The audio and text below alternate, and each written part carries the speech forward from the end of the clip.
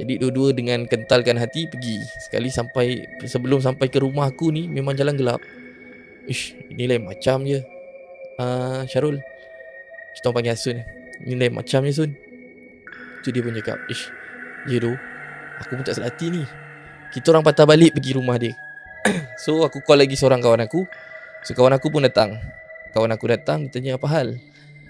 Yang datang ni Ajit. So Ajit datang, dia pun lepak dengan kita orang. So kita orang 3 orang lah. Bila sampai depan rumah aku, kita orang jalan balik lah. Daripada rumah dia, kita orang pergi balik rumah aku. Sebab tak jauh pun rumah dia dengan rumah aku.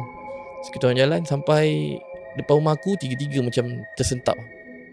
Ish, lain macam je rumah kau ni Zik. Kan? Aku tengok macam bukan orang ni.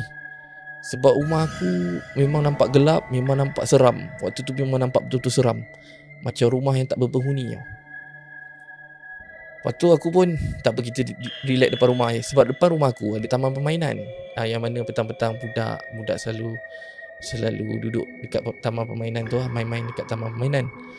Jadi kita orang pun lepak kat situ. Tunggu lagi 2-3 orang. Sebab kita orang tak berani nak masuk. Dalam masa yang sama aku approach lah. Panggil kalau ada orang kat dalam, keluar kan. Tapi kalau dia keluar memang kena sesah lah. Memang betul-betul kita orang geram lah kan. Sebab sampai aku pun tak pakai baju, tak pakai seluar. So dalam waktu menunggu tu, kiranya kita orang lepak je kat depan rumah. Sampai yang semua orang datang. Bila semua orang datang tu, benda tu dah tak ada lah. So kawan-kawan aku semua lepak dekat dalam rumah.